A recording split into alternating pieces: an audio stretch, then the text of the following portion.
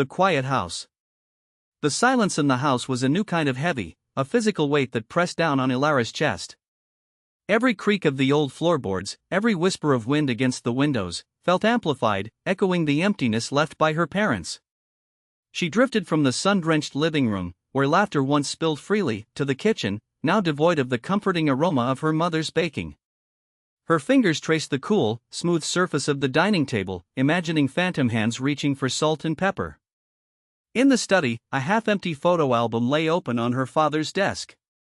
Ilara's gaze settled on a faded snapshot, her parents, younger, vibrant, smiling broadly on their wedding day.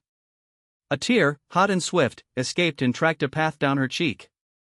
Another followed, blurring the edges of their faces until they were just smudges of color. The memories were a bittersweet torment, each one a sharp stab of what was lost. She ran a hand over the cool, leather-bound album, a silent goodbye to a chapter of her life. Later, sitting cross-legged on the worn rug in the living room, a stack of paperwork lay before her. The listing agreement, the disclosure forms, all cold, impersonal documents that would seal the fate of this place. The decision had been agonizing, a constant battle between holding onto the last tangible piece of her past and the undeniable need to move forward. The house, once a vibrant vessel of shared life, was now a monument to absence. A deep sigh escaped her, a mix of profound sadness and a reluctant acceptance. This was it. The house, her childhood, would soon belong to someone else. She signed the papers, the scratch of the pen on the page sounding unnervingly loud in the quiet house. A new beginning, or an end? The phone felt heavy in Ilara's hand, a lead weight despite its plastic shell. Her fingers trembled slightly as she dialed Mrs. Green's number, the digits a blur of memory and dread. "Hello, Mrs. Green?" "It's Ilara Vance," she began, her voice a reedy whisper, barely her own. "My parents, they're both gone now. I need to sell the house." The words hung in the air, final and raw. Mrs. Green's tone, when she replied, was a balm of professional sympathy, punctuated by efficient questions about the property, the market, the timeline. 2 days later, Mrs. Green's sensible sedan crunched on the gravel driveway. She moved through the house with a practiced eye, a small notepad in hand, making discreet observations. "Beautiful bones, Ilara," she murmured, inspecting the sun-drenched living room. "A bit dated, perhaps, but good potential." Her condolences were offered with a genuine softness, yet her focus remained firmly on the task. Ilara, trailing in her wake, felt like a ghost in her own home, watching a stranger inventory her life. The next afternoon, a team arrived. A drill word, a metal pole was hammered into the earth near the ancient oak, and then, a stark white rectangle emblazoned with bold, blue letters, "For sale." It stood sentinel in the front yard, a declaration of intent visible to every passing car. Ilara watched from the kitchen window, a mug of cold tea forgotten in her grasp. The sign wasn't just an advertisement, it was a headstone for a lifetime, marking not a new beginning, but an undeniable end. Her border collie mix, Finn, let out a low, mournful whimper from his customary spot under the old maple in the backyard. Buster's strange stand. The morning sun, usually Buster's cue for an exuberant dance around the kitchen, found him strangely subdued. He'd nudged Ilara's hand for a brief head scratch, his tail giving a few perfunctory thumps against the worn linoleum, before trotting to the back door. Ilara, stirring her lukewarm coffee, assumed he needed to relieve himself, a quick dash into the dewy grass. But he didn't return. A few minutes later, Ilara peered through the smudged window above the sink. There he was, not chasing squirrels or sniffing at the rose bushes, but standing perfectly still beneath the ancient oak at the very edge of the yard. Its gnarled branches, usually a source of shade for her forgotten hammock, now framed Buster's solitary vigil. He was staring intently at the ground, a silent, unblinking sentinel. "Buster? Come on, boy, breakfast." Ilara called, her voice a little too sharp. He didn't even twitch an ear. Puzzled, she stepped outside, the cool morning air a stark contrast to the brewing anxiety in her chest. "What are you doing out here?" "It's too early for this, pal." She walked towards him, her slippers rustling the fallen leaves. He held his ground, a furry statue. She reached out, intending to guide him back inside, but he sidestepped her touch, never breaking his gaze from the earth. A shiver, unrelated to the temperature, traced a path down Ilara's spine. This wasn't her playful Buster. This was something else entirely. An unshakable vigil. Ilara carried a bowl of kibble and a fresh dish of water across the dew-kissed lawn. Buster, a still, dark silhouette beneath the old oak, didn't stir as she approached. His gaze remained fixed on the ground near the gnarled roots, an intensity in his usually playful eyes that unsettled her. He ate only when she placed the bowl directly in front of him, lapping with an almost reluctant air before resuming his silent watch. "Buster, please," she murmured, stroking his coarse fur. He offered a low, mournful sigh but otherwise ignored her pleas to come inside. As dusk painted the sky in hues of lavender and rose, Ilara watched from the kitchen window. Buster was a dark lump, unmoving, a sentinel against the encroaching night. Her calls, increasingly desperate, faded into the chirping of crickets. The house felt vast and hollow without his familiar presence, amplifying the ache in her chest. She left the back door ajar, a silent invitation, but it remained untouched through the long, lonely hours. The following morning brought no change. Buster remained under the oak, his vigil unbroken.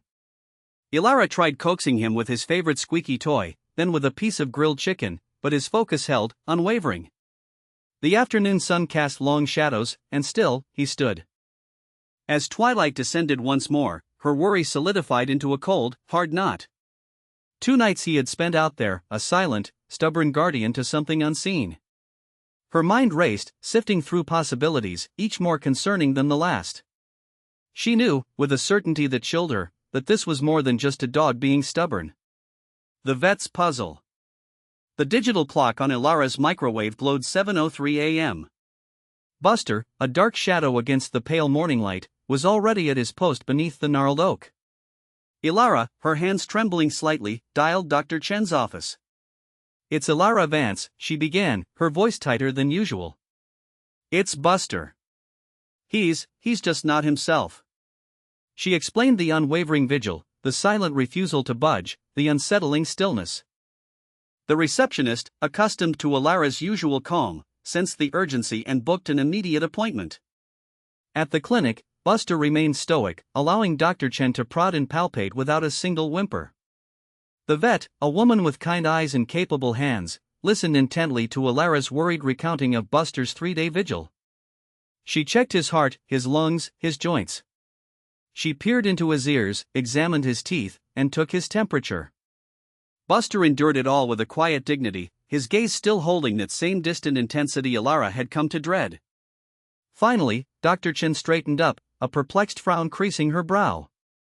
"Well, Ilara," she said, her voice gentle but firm, "medically speaking, Buster is in perfect health. His vitals are strong, his reflexes are good, no tenderness anywhere. I can't find a single physical reason for this behavior." Ilara's heart sank. The diagnosis was a relief, yet it offered no answers, only deepening the perplexing silence that had settled over her home and her loyal companion.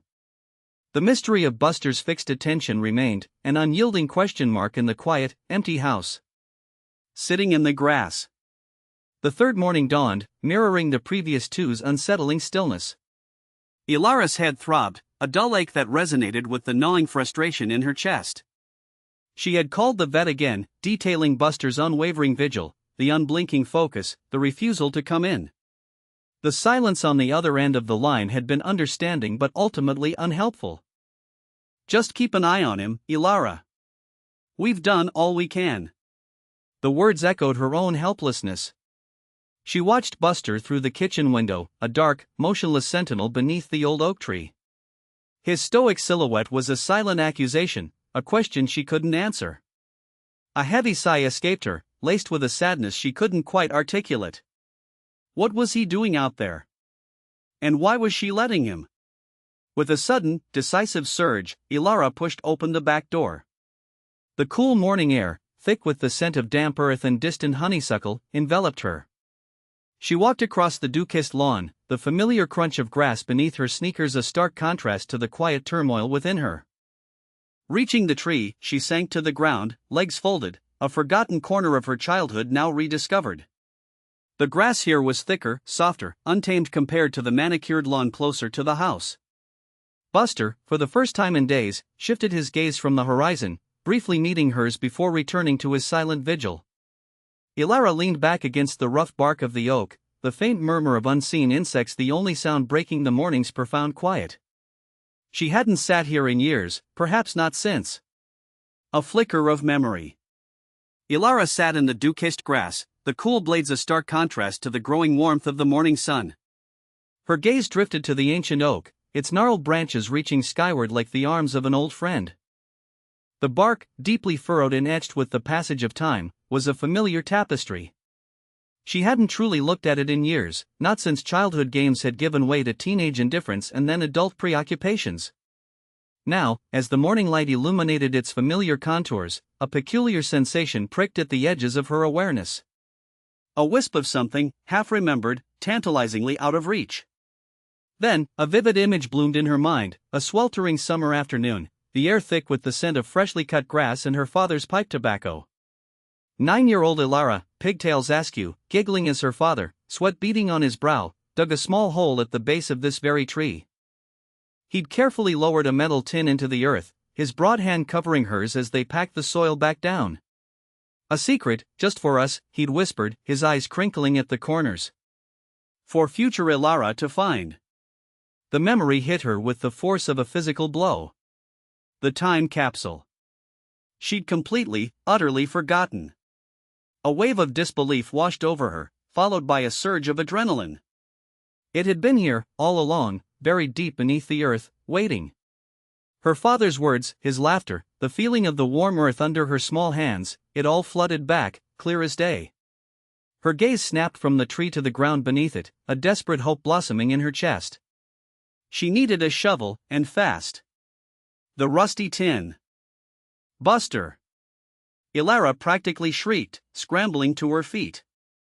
The realization hit her with the force of a physical blow, a forgotten memory now vividly replayed. The time capsule. He buried it right here. Buster's tail gave a single, almost imperceptible thump against the dry grass. His gaze, however, remained fixed on the gnarled roots of the old oak. Elara didn't waste another second.